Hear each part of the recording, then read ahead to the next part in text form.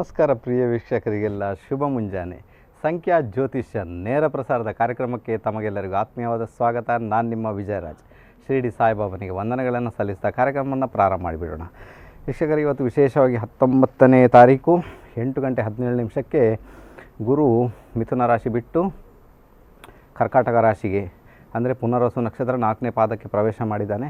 So ಈ ಮೂಮೆಂಟಲ್ಲಿ ನಿನ್ನೆ ಹೇಳಿದೆ ನಾನು, ಕೆಲವು ಜನರಿಗೆಲ್ಲ ತೊಂದರೆ ಇರುತ್ತೆ ಅಂತ, ಅವರಿಗೆ ಪರಿಹಾರ ಕೂಡ ಹೇಳಿದ್ದೆ.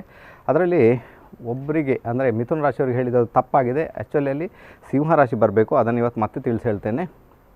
ಅದು ಬೈ ಮಿಸ್ಟೇಕ್ ಮಿಥುನ ಅಂತ ಬಂದುಬಿಡ್ತು. ಆ್ಯಕ್ಚುಲಿ ಸಿಂಹರಾಶಿಗೆ 12ನೇ ಮನೆ ಗುರು. ಸೊ ಅದಕ್ಕೋಸ್ಕರ ಸಿಂಹರಾಶಿಯವರು ಅದನ್ನು ಪರಿಹಾರವನ್ನು ಮಾಡ್ಕೊಳ್ಬೇಕಾಗುತ್ತೆ. ಅದರ ಜೊತೆಗೆ ವಿಶೇಷವಾಗಿ ನನಗೆ ಆಶ್ಚರ್ಯ ಮತ್ತು ಸಂತೋಷ ಏನಂದರೆ, ನಾನು ಏನು ತಪ್ಪು ಮಾಡಿದ್ದೇನೆ ಅದನ್ನು ಪ್ರೋಗ್ರಾಮ್ ಮುಗಿದ ತಕ್ಷಣವೇ ಅದೆಷ್ಟು ಕಾಲ್ ನನಗೆ ಈ ರೀತಿ ಆಗಿದೆ ಅಂತ. ಸೊ ತುಂಬ ಹ್ಯಾಟ್ಸಪ್ ಅಂತ ಹೇಳ್ತೇನೆ ನಿಮಗೆ. ಯಾಕಂದರೆ ತುಂಬ ಅಬ್ಸರ್ವೇಷನ್ ಮಾಡ್ತೀರಾ, ನಿಮಗೂ ಗೊತ್ತಿದೆ ಜ್ಯೋತಿಷ್ಯದ ಬಗ್ಗೆ, ನಮ್ಮ ಕಾರ್ಯಕ್ರಮನ ನೋಡಿ ಜ್ಯೋತಿಷ್ಯದ ಬಗ್ಗೆ ತುಂಬ ಆಸಕ್ತಿ ಬೆಳೆಸ್ಕೊಂಡಿದ್ದೀರಾ. ಅದರಲ್ಲೂ ಕೂಡ ವಿಶೇಷವಾಗಿ ಅಮ್ಮಂದಿರು, ಸ್ತ್ರೀಯರು ಅಂತ ಹೇಳೋಕ್ಕೆ ಇಷ್ಟಪಡ್ತೇನೆ ಕೂಡ. ಸೊ ಅವರಿಂದಲೇ ಕರೆ ಜಾಸ್ತಿ, ಅವರೇ ಅಬ್ಸರ್ವೇಷನ್ ಮಾಡಿದ್ದು. ನೋಡಿ ಈ ರೀತಿ ತಪ್ಪು ಹೇಳಿದ್ದೀರಾ, ತುಂಬ ಖುಷಿ ನನಗೆ. ಯಾಕಂದರೆ ಏನಾದರೂ ತಪ್ಪು ಉಂಟಾದರೆ ನೀವೇ ಅದನ್ನು ತೋರಿಸ್ಕೊಟ್ರೆ ತುಂಬ ಚೆನ್ನಾಗಿರುತ್ತೆ. ಕೆಲವೊಮ್ಮೆ ನಮ್ಮಿಂದ ಆಗುತ್ತೆ ತಪ್ಪು. ಯಾಕಂದರೆ 1 ಗಂಟೆ ನಿರಂತರವಾಗಿ ಮಾತಾಡುವಾಗ ಎಲ್ಲೋ ಒಂದು ಕಡೆ ತಪ್ಪು ನುಸುಳಿ ಹೋಗೋದು ಸಹಜ ಅಂತ ಹೇಳ್ತೇನೆ, ಒಪ್ಪಿಕೊಳ್ತೇನೆ. ಸೊ ಅದರ ಜೊತೆಗೆ ನಿನ್ನೆ ಏನು ಹೇಳಿಕೊಟ್ಟಿದ್ದೀರಾ ತುಂಬ ಉಪಕಾರ ನಿಮ್ಮದು. ಅದರ ಜೊತೆಗೆ ಇಲ್ಲ ಅಂದರೆ ನಮಗೂ ಗೊತ್ತಾಗಲ್ಲ, ನಾನು ಹೇಳಿಬಿಟ್ಟಿದ್ದೇನೆ ಅದು ಆಯಿತು ಅಂತ ಚಾಪ್ಟರ್ ಮುಗಿಸ್ತಿದ್ದೆ. ಸೊ ಅಂಥ ಪರಿಸ್ಥಿತಿ. ಆದರೆ ವಿಶೇಷ ಅಂದರೆ ನಿಮಗೆ ಒಂದು ಆಸಕ್ತಿ ಬಂದಿದೆ ನೋಡಿ, ಆ ಜ್ಯೋತಿಷದಲ್ಲಿ ಆಸಕ್ತಿ ಇದೆ, ಅದರ ಬಗ್ಗೆ ತಿಳ್ಕೊಂಡು ಬಿಟ್ಟಿದ್ದೀರಾ. ನಿಮಗೂ ಗೊತ್ತುಂಟು ಯಾವ ರಾಶಿಗೆ ಗುರು ಎಷ್ಟನೇ ಮನೆಗೆ ಬರ್ತಾನೆ, ಸೊ ಹೇಗೆ ಅದನ್ನು ಫೈಂಡ್ ಔಟ್ ಮಾಡ್ಬೋದು ಎಲ್ಲ ಕಲ್ತ್ಕೊಂಡಿದ್ದೀರಾ. ತುಂಬ ಗ್ರೇಟ್ ಅಂತ ಹೇಳ್ತೇನೆ. ಸೊ ಇದು ಬೇಕೇ ಬೇಕು. ಯಾಕಂದರೆ ಅದನ್ನು ಕಲ್ತ್ಕೊಂಡ್ರೆ ಜೀವನ ಮತ್ತಷ್ಟು ಈಸಿಯಾಗಿ ಹೋಗುತ್ತೆ. ನಮಗೆ ತುಂಬ ಸುಲಭವಾಗಿ ನಾವು ಅದನ್ನು ಜೀವನನ ಕಳೀಲಿಕ್ಕೆ ಸಾಧ್ಯ ಉಂಟು. ಅನ್ಯಥ ನಮಗೆ ತೊಂದರೆ ಕ್ರಿಯೇಟ್ ಆಗುತ್ತೆ. ಸೊ ಈ ರೀತಿ ನಾವು ನೋಡ್ಕೊಳ್ಬೇಕು. ತುಂಬ ಥ್ಯಾಂಕ್ಸ್ ಅಂತ ಹೇಳ್ತೇನೆ, ಹ್ಯಾಟ್ಸಪ್ ಅಂತ ಹೇಳ್ತೇನೆ. ಯಾರೆಲ್ಲ ಕರೆ ಮಾಡಿ ತಪ್ಪನ್ನು ನನ್ನ ಗಮನಕ್ಕೆ ತಂದಿದ್ದೀರಾ, ಪರವಾಗಿಲ್ಲ. ಓಕೆ, ಈ ಬಗ್ಗೆ ಗುರುವಿನ ಬಗ್ಗೆ ತುಂಬ ವಿಸ್ಮಯಕಾರಿ ವಿಷಯಗಳನ್ನು ಇವತ್ತು ನಿಮಗೆ ತಿಳಿಸೋಕ್ಕೆ ಪ್ರಯತ್ನ ಮಾಡ್ತೇನೆ. ನೀವೆಲ್ಲ ತಿಳಿದಿದ್ದೀರಾ, ಗುರು ಇನ್ನೇನು ಉಚ್ಚ ಸ್ಥಾನಕ್ಕೆ ಬರ್ತಾನೆ, ಅವ ಹಾಗೆ ಮಾಡ್ತಾನೆ ಹೀಗೆ ಮಾಡ್ತಾನೆ ಅಂತ. ಆದರೆ ಅದರ ಒಳ ಅರ್ಥ ಬೇರೆಯೇ ಇರ್ತದೆ. ಗುರು ಯಾರಿಗೆ ಏನು ಮಾಡ್ತಾನೆ, ಸೊ ಅದನ್ನು ಇವತ್ತು ಮತ್ತೆ ತಿಳಿಸಿ ಹೇಳ್ತೇನೆ ನಿಮಗೆ ಒಂದೇ ಪಕ್ಷದಲ್ಲಿ. ಯಾಕಂದರೆ ಇದು ಈ ಜ್ಯೋತಿಷದೆಲ್ಲ ಸೀಕ್ರೆಟ್ಸ್. ಕೆಲವರೆಲ್ಲ ಬಿಟ್ಟುಕೊಡೋಲ್ಲ, ಕೆಲವರು ಬಿಟ್ಟು ಕೊಡ್ತಾರೆ, ಕೆಲವರಿಗೆ ಗೊತ್ತೇ ಇಲ್ಲ ಅಂಥ ಪರಿಸ್ಥಿತಿ. ನನ್ನ ಲೆಕ್ಕದಲ್ಲಿ 90% ಜ್ಯೋತಿಷರಿಗೆ ಇದು ಗೊತ್ತೇ ಇರೋಲ್ಲ ಗುರು ಏನು ಮಾಡ್ತಾನೆ ಅಂತ. 10% ಗೊತ್ತಿರ್ತದೆ, ಅವರು ಅದನ್ನು ಹೊರಗೆ ಬಿಡೋದಿಲ್ಲ. ಆದರೆ ಇವತ್ತು ನಿಮಗೆ ಆ ರಹಸ್ಯವನ್ನು ತಿಳಿಸ್ಕೊಡ್ತೇನೆ. ಗುರು ಯಾವ ರೀತಿ ಫಲ ಕೊಡ್ತಾನೆ, ಇದರೊಳಗೆ ಹೇಗೆ ಫಲ ಕೊಟ್ಟು ಬಿಟ್ಟಿದ್ದಾನೆ, ದೇಶ ವಿದೇಶಕ್ಕೆ ಗುರು ಯಾವ ರೀತಿಯಾಗಿ ಫಲ ಕೊಡ್ತಾ ಇದ್ದಾನೆ ಪ್ರೆಸೆಂಟ್ ಮೂಮೆಂಟಲ್ಲಿ. ಸೊ ಅದನ್ನು ಹೇಳಿಕೊಡ್ತೇನೆ. ಸೊ ಆಗ ನಿಮಗೂ ಕನ್ಫರ್ಮ್ ಆಗಿಬಿಡುತ್ತೆ, ಗುರುವಿನ ಫಲ ಇಂಥದ್ದೇ ಬರುತ್ತೆ, ಆಗ ಗೊತ್ತಾಗ್ಬಿಡುತ್ತೆ ನಿಮಗೆ. ಓಕೆ, ಈಗ ನಾವು ಗುರುವಿನ ಬಗ್ಗೆ ಮಾತಾಡೋಣ. ನಮಗೆ ಸಮಯ ಇದೆ, ಸಮಯಾವಕಾಶ ಬೇಕಾದಷ್ಟಿದೆ. ನಮಗೆ ವಿಶೇಷವಾಗಿ ಜ್ಯೇಷ್ಠ ಮತ್ತು ಅನುರಾಧ ನಕ್ಷತ್ರದವರು ಯಾವ್ಯಾವ ವರ್ಷ ಏನೇನು ಮಾಡಿದರೆ ಏನೇನಾಗುತ್ತೆ, ಅಂದರೆ ಯಾವ್ಯಾವ ವರ್ಷ ಅವರಿಗೆ ವಿಘ್ನಗಳು ಕಾಡಿರ್ತವೆ ಎಂಬುದನ್ನು ಖಂಡಿತವಾಗಿ ತಿಳಿಸ್ಕೊಡೋಕ್ಕೆ ಪ್ರಯತ್ನ ಮಾಡ್ತೇನೆ. ಸೊ ಅದನ್ನು ಗಮನದಲ್ಲಿರಿಸ್ಕೊಳ್ಳಿ. ಮೊದಲನೇದಾಗಿ ಅನುರಾಧ ನಕ್ಷತ್ರದ 1ನೇ ಪಾದ, 2ನೇ ಪಾದ, 3 ಮತ್ತು 4ನೇ ಪಾದ. ಅನುರಾಧ ನಕ್ಷತ್ರ ಶನಿಯ ನಕ್ಷತ್ರ. ಅದರ 1ನೇ ಪಾದ, 2ನೇ ಪಾದ, 3ನೇ ಪಾದ, 4ನೇ ಪಾದದಲ್ಲಿ ಜನಿಸಿದವರು ವಿಶೇಷವಾಗಿ 1ನೇ ತಿಂಗಳಲ್ಲಿ ಅಥವಾ 1ನೇ ವರ್ಷದಲ್ಲಿ ಅವರಿಗೆ ಶೀತ ವಾತಾದಿ ಬಾಧೆ ಕಾಡೋಕ್ಕೆ ಸ್ಟಾರ್ಟ್ ಆಗಿಬಿಡುತ್ತೆ. ಗಮನದಲ್ಲಿರಿಸ್ಕೊಳ್ಳಿ, ಬರ್ಕೊಳ್ಳಿ, ರೆಕಾರ್ಡ್ ಮಾಡ್ಕೊಳ್ಳಿ, ಪರವಾಗಿಲ್ಲ.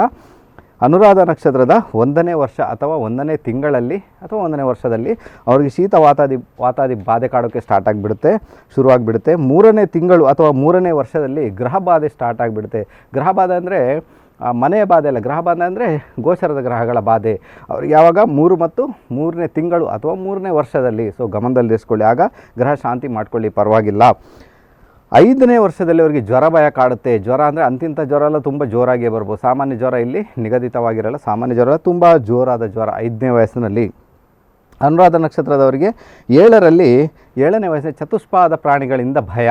ಸೊ ನೋಡ್ಕೊಳ್ಬೇಕಾಗುತ್ತೆ. ನೋಡಿ, ಒಂದು ಮಗು ಅಕ್ಷತ 4 ವರ್ಷ ಒಳ್ಳೆ ಕೊಳವೆಗೆ ಬಿದ್ದು ನೋಡಿ, ನೀವು ನೋಡ್ತಾ ಇದ್ದೀರಾ. ಸೊ ಇಂಥ ಪರಿಸ್ಥಿತಿ ಅಂದರೆ ನಾಯಿ ಅಟ್ಟಿಸ್ಕೊಂಡು ಬಂತು ನೋಡಿ, ಹೇಗೆ ಚತುಷ್ಪಾದ ಪ್ರಾಣಿಗಳಿಂದ ಭಯ ಅಂತ ಇದಕ್ಕೆ ಹೇಳೋದು. ಸೊ ನಾಯಿ ಅಟ್ಟಿಸ್ಕೊಂಡು ಬಂತು ಅಥವಾ ಬೇರೆ ಏನಾದರೂ ಅಟ್ಟಿಸ್ಕೊಂಡು ಬರ್ಬೋದು. ಸೊ ಇಂಥ ಒಂದು ಯೋಗ ಬರುವಾಗ ಅಂಥದ್ದು ಆಗುವಂಥ ಚಾನ್ಸ್ ಇರ್ತದೆ, ಆಗ ಜಾಗ್ರತೆ ವಹಿಸಬೇಕಾಗುತ್ತೆ. ಸೊ ನೋಡ್ಕೊಳ್ಳಿ. ಸೊ ಯಾವಾಗ 7ನೇ ವಯಸ್ಸಿನಲ್ಲಿ ಅನುರಾಧ ನಕ್ಷತ್ರ 7ನೇ ವಯಸ್ಸಿನಲ್ಲಿ ಚತುಷ್ಪಾದ ಪ್ರಾಣಿಗಳಿಂದ ಭಯ. 10ನೇ ವಯಸ್ಸಿನಲ್ಲಿ ಹೊಟ್ಟೆಯೊಳಗಿನ ಭೀತಿ, ಹೊಟ್ಟೆಯೊಳಗೆ ಬೇನೆಯ ಭೀತಿ. ಅವರಿಗೆ 10 ವಯಸ್ಸಾಗುವಾಗ ಹೊಟ್ಟೆಯೊಳಗೆ ತೀವ್ರ ಹೊಟ್ಟೆ ನೋವು ಸ್ಟಾರ್ಟ್ ಆಗ್ಬೋದು ಅವರಿಗೆ, ಅಥವಾ ಬೇರೆ ರೀತಿಯ ಪ್ರಾಬ್ಲಮ್ಸ್ ಅವರಿಗೆ ಕಾಡೋಕ್ಕೆ, ಅಪೆಂಡಿಕ್ಸ್ ಕೂಡ ಆಗ್ಬೋದು, ಅಥವಾ ಬೇರೆ ಯಾವುದೇ ಅಜೀರ್ಣಕ್ಕೆ ಸಂಬಂಧಪಟ್ಟಂತೆ ಹೊಟ್ಟೆಗೆ ಸಂಬಂಧಪಟ್ಟ ಯಾವುದೇ ತೊಂದರೆಯಿಂದ ಕಾಡೋಕ್ಕೆ ಸಾಧ್ಯತೆ ಇದೆ. ಅನುರಾಧ ನಕ್ಷತ್ರದವರು 10ನೇ ವರ್ಷಕ್ಕೆ ಕಾಲಿಟ್ಟಾಗ. ಸೊ ನೋಡ್ಕೊಳ್ಳಿ ಅಂತ ಹೇಳ್ತೇನೆ. 16ರಲ್ಲಿ ಅಪಮೃತ್ಯು ಭಯ, 16ನೇ ವಯಸ್ಸಾಗುವಾಗ ಅಪಮೃತ್ಯು ಭಯ ಕಾಡೋಕ್ಕೆ ಸ್ಟಾರ್ಟ್ ಆಗಿಬಿಡುತ್ತೆ. ಸೊ ಆ ಮೂಮೆಂಟಲ್ಲಿ 2 ವೀಲರ್ ತೆಗೆದುಕೊಡೋದು, 4 ವೀಲರ್ ತೆಗೆದುಕೊಡೋದು, ಡ್ರೈವಿಂಗ್ ಮಾಡೋದು, ನಮ್ಮಿಂದ ಎಷ್ಟು ಸಾಧ್ಯನೋ ಅಷ್ಟು ಜಾಗ್ರತೆ ಮಾಡಬೇಕು. ಮತ್ತು ಏನು ಪ್ರೊಟೆಕ್ಷನ್ ಕೊಡಲಿಕ್ಕೆ ಉಂಟು, ಆ ದೇವರು, ಆ ದೇವತೆಗಳು ಅಥವಾ ಆ ಪ್ರಕೃತಿ, ಆ ಪರಮಾತ್ಮ ಕೊಟ್ಟೇ ಕೊಡ್ತಾನೆ. ಅದು ಬಿಟ್ಟು ಕೈಮೀರಿ ಹೋಯ್ತಂದರೆ ನಾವು ಏನು ಮಾಡಬೇಕಿಲ್ಲ, ಅದು ನಮ್ಮ ಕರ್ಮ, ನಾವು ಅನುಭವಿಸಬೇಕಾಗುತ್ತೆ, ಅದಕ್ಕೆ ಏನೂ ಮಾಡುವಂತಿಲ್ಲ. ಸೊ ಅದಕ್ಕೋಸ್ಕರ ಟೆನ್ಷನ್ ಪಟ್ಕೊಳ್ಳೋ ಅಗತ್ಯ ಇಲ್ಲ. 20ನೇ ವಯಸ್ಸಿನಲ್ಲಿ ದಯಾದಿಗಳ ಭಯ, ನಿಮ್ಮ ಹತ್ತಿರದಲ್ಲಿದ್ದವರೇ ನಿಮಗೆ ತೊಂದರೆ ಕ್ರಿಯೇಟ್ ಮಾಡ್ತಾರೆ 20ನೇ ವಯಸ್ಸಾಗುವಾಗ. ಅದೇ ರೀತಿ 24ರಲ್ಲಿ ಜಲ ಭಯ. ಸೊ ಇದನ್ನು ತೀವ್ರವಾಗಿ ಗಮನ ಹರಿಸಿ ಅಂತ ಹೇಳ್ತೀನಿ. 24ನೇ ವಯಸ್ಸಿನಲ್ಲಿ ಜಲ ಭಯ. ಮೊನ್ನೆ ನೋಡಿ 24 ಮಂದಿ ಕೊಚ್ಚಿಕೊಂಡು ಹೋದರು. ಸೊ ಹೇಗೆ ಆ ಸ್ಟೂಡೆಂಟ್ಸ್ ಎಲ್ಲ ಕೊಚ್ಚಿಕೊಂಡು ಹೋದ್ರಲ್ವ, ಸೊ ಜಲ ಭಯ. ಸೊ ಅವರಿಗೂ ಕೂಡ ಇಂಥದ್ದೇ ಇರ್ಬೋದು. ಸೊ ಆ ವಯಸ್ಸಲ್ಲಿ ಅವರಿಗೆ ಅಂಥದ್ದು ಆಗುವುದಂತ ಅವ್ರ ಜಾತಕದಲ್ಲಿ ಇದ್ದಿರ್ಬೋದು. ಸೊ ಕೊಚ್ಚಿಕೊಂಡು ಹೋದ್ರೆ ಅವರು, ಸೊ ಇಂಥ ಪರಿಸ್ಥಿತಿ ಕ್ರಿಯೇಟ್ ಆಗಿದೆ. ಅದಕ್ಕೋಸ್ಕರ ಇದನ್ನೆಲ್ಲ ನೆಗ್ಲೆಕ್ಟ್ ಮಾಡುವ ಹಾಗಿಲ್ಲ. ಇದನ್ನೆಲ್ಲ ಬರ್ಕೊಂಡು ಅಂಥ ವಯಸ್ಸು ಬರುವಾಗ ಮಕ್ಕಳಿಗೆ ಅಥವಾ ನಿಮಗೆ ತುಂಬ ಪ್ರಿಕಾಷನ್ ತಗೊಳ್ಬೇಕಾಗುತ್ತೆ, ತುಂಬ ಜಾಗ್ರತೆ ಮಾಡಬೇಕಾಗುತ್ತೆ. ಆಗಲೇ ತುಂಬ ಚೆನ್ನಾಗಿ ಮುಂದುವರಿತೀವಿ. ಯೋಗ ಸುಮ್ಮನೆ ನಾವು ಹೇಳಿಕೊಟ್ಟು ನೀವು ಒಂದು ಕಿವಿಯಿಂದ ಕೇಳಿ ಇನ್ನೊಂದು ಕಿವಿಯಲ್ಲಿ ಬಿಟ್ಟರೆ ಮತ್ತೆ ಏನೂ ಪ್ರಯೋಜನ ಇಲ್ಲ. ಸೊ ಅಂಥ ಪರಿಸ್ಥಿತಿ. ಸೊ ದಯವಿಟ್ಟು ಬರ್ಕೊಳ್ಳಿ. 24ರಲ್ಲಿ ಜಲಭಯ. 30ರಲ್ಲಿ ಸರ್ಪಾದಿ ವಿಷ ಪ್ರಾಣಿಗಳಿಂದ ಭಯ.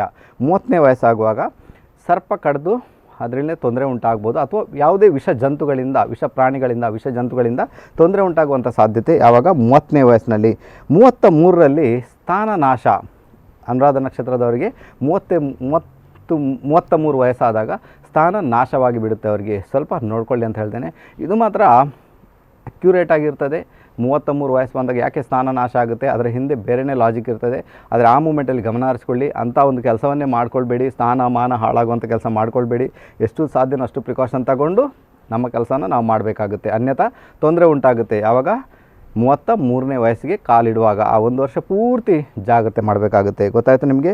ಅದೇ ರೀತಿ 48ರಲ್ಲಿ ಕ್ರೂರ ಪ್ರಾಣಿಗಳಿಂದ ಪ್ರಾಣಕ್ಕೆ ಅಪಾಯ. 48ನೇ ವಯಸ್ಸಾಗುವಾಗ ಕ್ರೂರ ಪ್ರಾಣಿಗಳು ಎಲ್ಲೋ ಒಂದು ಕಡೆ ಎಲ್ಲೋ ಹೋಗಿರ್ತೀರ, ಯಾವುದೋ ಪ್ರಾಣಿಗಳು ಅಟ್ಟಿಸ್ಕೊಂಡು ಬಂದು ನಿಮಗೆ ಪ್ರಾಣಕ್ಕೆ ಭೀತಿಯನ್ನು ಒಡ್ಡಬಹುದು ಅಥವಾ ಪ್ರಾಣ ಭಯವನ್ನು ತಂದಿಡ್ತವೆ. ಸೊ ಅದಕ್ಕೋಸ್ಕರ ಆ ಮೂಮೆಂಟಲ್ಲಿ ಕೂಡ ಜಾಗೃತರಾಗಿರಬೇಕು. ಯಾವಾಗ, 48ನೇ ವಯಸ್ಸಿನಲ್ಲಿ ಅಥವಾ 48ನೇ ವಯಸ್ಸಲ್ಲಿ ಚೋರರಿಂದ ಭಯ. ಚೋರರಿಂದ ಅಂದರೆ ಕಳ್ಳಕಾಕರಿಂದ ಭಯ ಇರುತ್ತೆ. 48ನೇ ವಯಸ್ಸಿನಲ್ಲಿ ಕ್ರೂರ ಪ್ರಾಣಿಗಳಿಂದ ಅಥವಾ ಕಳ್ಳರಿಂದ ಭಯ ಇರುತ್ತೆ. ಎಲ್ಲೊಂದು ಕಡೆ ಮಲಗಿರ್ತೀರ, ಬೀರುನಲ್ಲಿ ಹಣ ಇಟ್ಕೊಂಡಿರ್ತೀರ, ಕಳ್ಳರು ನುಗ್ಗಿಬಿಡ್ತಾರೆ, ಪ್ರಾಣಕ್ಕೆ ಅಪಾಯ ಒಡ್ಡಿ ಹಣವನ್ನೆಲ್ಲ ದೋಚ್ಕೊಂಡು ಹೋಗ್ಬೋದು. ಸೊ ಅಂಥ ಪರಿಸ್ಥಿತಿ ಕ್ರಿಯೇಟ್ ಆಗ್ಬೋದು. ಸೊ ಜಾಗೃತರಾಗಿರಿ ಅಂತ ಹೇಳ್ತೇನೆ. 64ರಲ್ಲಿ ದಯಾದಿಗಳಿಂದ ಪ್ರಾಣ ಭಯ. ಮತ್ತೆ ನಿಮ್ಮನ್ನು ನಂಬಿದವರಿಂದಲೇ, ನಿಮ್ಮ ಸಂಬಂಧಿಕರಿಂದಲೇ ಮತ್ತೆ ಪ್ರಾಣ ಭಯ ಕಾಡೋಕ್ಕೆ ಸ್ಟಾರ್ಟ್ ಆಗಿಬಿಡುತ್ತೆ 64ರಲ್ಲಿ. ಸೊ ಇದನ್ನು ನೋಡ್ಕೊಳ್ಳಿ ಅಂತ ಹೇಳ್ತೇನೆ. 70ನೇ ವಯಸ್ಸಾಗುವಾಗ ಪಿತ್ತ ಗುಲ್ಮಾದಿ ರೋಗ ಭಯ. ಪಿತ್ತ ರೋಗ ಕಾಡ್ಬೋದು ನಿಮಗೆ, ಅಥವಾ ಎಲ್ಲ ಒಂದು ಕಡೆ ಮೂಲವ್ಯಾಧಿಗೆ ಸಂಬಂಧಪಟ್ಟಂತೆ ಅಥವಾ ಮಲಮೂತ್ರಕ್ಕೆ ಸಂಬಂಧಪಟ್ಟ ಯಾವುದೋ ರೋಗಗಳು ಕಾಡೋಕ್ಕೆ ಸ್ಟಾರ್ಟ್ ಆಗಿಬಿಡ್ತವೆ. ಯಾವಾಗ, 70ನೇ ವರ್ಷ ಆಗುವಾಗ. ಸೊ ಜಾಗೃತರಾಗಿದೆ ಅಂತ ಹೇಳ್ತೇನೆ. ಅದೇ ರೀತಿ ಇವುಗಳಿಂದ ಪಾರಾದರೆ ಅನುರಾಧ ನಕ್ಷತ್ರದವರಿಗೆ 80 ವರ್ಷ ಆಯಸ್ಸು ಅಂತ ಕೊಟ್ಟಿದ್ದಾರೆ. ಅಂದರೆ ಎಲ್ಲ ಕಂಟಕಗಳಿಂದ ಪಾರಾಗಿ ನೀವೇನಾದರೂ ಬಂದರೆ ಅನುರಾಧ ನಕ್ಷತ್ರದವರಿಗೆ ವಿಶೇಷವಾಗಿ 80 ವರ್ಷ ಆಯುಷ್ಯ. ಸೊ ಅದನ್ನು ನೋಡ್ಕೊಳ್ಳಿ, ಗಮನ ಅಂತ ಹೇಳ್ತೇನೆ. ಸೊ ಚೆನ್ನಾಗಿರುತ್ತೆ. ಓಕೆ, ಗೊತ್ತಾಯ್ತು ನಿಮಗೆ. ಅನುರಾಧ ನಕ್ಷತ್ರ 1, 2, 3, 4ನೇ ಪಾದದವರು ಯಾವ ವರ್ಷ ಏನೇನು ಮಾಡಿದರೆ ಏನೇನಾಗುತ್ತೆ. ಸೊ ತಿಳ್ಕೊಂಡು ಬಿಟ್ಟರೆ ಯಾವ ವರ್ಷ ಅವ್ರಿಗೆ ಯಾವ ಭಯ ಕಾಡ್ಬೋದು, ಯಾವ ಭೀತಿ ಕಾಡ್ಬೋದು ಎಂಬುದನ್ನು ತಿಳ್ಕೊಂಡಿದ್ದೀರಾ. ಸೊ ಅದೇ ರೀತಿ ಈಗ ಬಂದುಬಿಡೋಣ ಜ್ಯೇಷ್ಠ ನಕ್ಷತ್ರ, ಅದನ್ನು ಮುಗಿಸ್ಕೊಂಡು ಬಿಡೋಣ. ಜ್ಯೇಷ್ಠ ನಕ್ಷತ್ರದವರಿಗೆ ವಿಶೇಷವಾಗಿ 1ನೇ ವಯಸ್ಸಿನಲ್ಲಿ ನೋಡಿ, ಜ್ಯೇಷ್ಠ ನಕ್ಷತ್ರ 1, 2, 3, 4ನೇ ಪಾದದವರಿಗೆ ಎಲ್ರಿಗೂ ಇದು ಅನ್ವಯವಾಗುತ್ತೆ. ಆನಂತರ ಸ್ಪೆಷಲಾಗಿ ತಿಳಿಸ್ಕೊಡ್ತೇನೆ ಜ್ಯೇಷ್ಠ ನಕ್ಷತ್ರದವರಿಗೆ ಏನೇನಾಗುತ್ತೆ ಎಂಬುದನ್ನು. ಅದು ವಿಶೇಷವಾಗಿ ಅವರಿಗೆ ಮಾತ್ರ ಇರ್ತದೆ. ಸೊ ನೋಡ್ಕೊಳ್ಬೇಕು. ಸೊ ಜ್ಯೇಷ್ಠ ನಕ್ಷತ್ರದ 1, 2, 3, 4ನೇ ಪಾದದಲ್ಲಿ ಜನಿಸಿದವರಿಗೆ ವಿಶೇಷವಾಗಿ 1ನೇ ವರ್ಷದಲ್ಲಿ ಅಜೀರ್ಣಾದಿ ರೋಗ ಬಾಧೆ, ಅಜೀರ್ಣ ಆಗುತ್ತೆ, ಹೊಟ್ಟೆಗೆ ಸಂಬಂಧ ತೊಂದರೆಗಳು ಕಾಡೋಕ್ಕೆ ಸ್ಟಾರ್ಟ್ ಆಗಿಬಿಡುತ್ತೆ 1ನೇ ವಯಸ್ಸಾಗುವಾಗ. 3ನೇ ವಯಸ್ಸಾಗುವಾಗ ಶೀತವಾತಾದಿ ಭಯ ಕಾಡೋಕ್ಕೆ ಸ್ಟಾರ್ಟ್ ಆಗಿಬಿಡುತ್ತೆ. ಶೀತವಾತಾದಿ ರೋಗ ಭಯ ಕಾಡೋಕ್ಕೆ ಸ್ಟಾರ್ಟ್ ಆಗಿಬಿಡುತ್ತೆ 3ನೇ ವಯಸ್ಸಾಗುವಾಗ. 6 ಅಥವಾ 9ರಲ್ಲಿ ವಿಪರೀತ ಜ್ವರ ಭಯ. ಸೊ ತುಂಬ ತೀವ್ರ ರೀತಿಯ ಜ್ವರ ಕಾಡೋಕ್ಕೆ ಸ್ಟಾರ್ಟ್ ಆಗಿಬಿಡುತ್ತೆ. ಸೊ ನೋಟ್ ಮಾಡ್ಕೊಳ್ಳಿ. ಅದರ ಜೊತೆಗೆ ಪಶುಗಳಿಂದ ಭಯ, ಎಲ್ಲೋ ಒಂದು ಕಡೆಗೆ ಚತುಷ್ಪಾದ ಪ್ರಾಣಿಗಳಿಂದ ಮತ್ತೆ ಭಯ ಕಾಡುವಂಥ ಸಾಧ್ಯತೆ ಇರ್ತದೆ. ಯಾವಾಗ, 6 ಅಥವಾ 9ನೇ ವಯಸ್ಸಾಗುವಾಗ.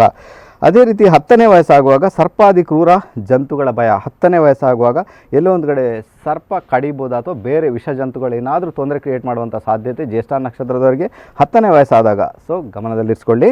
ಅದರ ಜೊತೆಗೆ 16ರಲ್ಲಿ ಜಲಭಯ. 16ನೇ ವಯಸ್ಸಾಗುವಾಗ ಜಲದ ಹತ್ತಿರ ಹೋಗಬಾರ್ದು. ಆ ಮೂಮೆಂಟಲ್ಲಿ ಜಲಭಯ ಕಾಡೋಕ್ಕೆ ಸ್ಟಾರ್ಟ್ ಆಗಿಬಿಡುತ್ತೆ. ಅಥವಾ ಪ್ರವಾಹದಲ್ಲಿ ಕೊಚ್ಚಿಕೊಂಡು ಹೋಗುವಂಥ ಯೋಗ, ಅಥವಾ ಎಲ್ಲೋ ಒಂದು ಕಡೆ ಕಾಲು ಜಾರಿ ಬಿದ್ದು ಕೆರೆಗೆ ಬಿದ್ದು ಅಲ್ಲಿ ಮೃತ್ಯುವನ್ನು ಅಪ್ಪುವಂಥ ಯೋಗ ನಿಮ್ಮ ಪಾಲಿಗೆ ಬರ್ಬೋದು, ಅದಕ್ಕೋಸ್ಕರ ಬೇಡ ಅಂತ ಹೇಳ್ತೇನೆ.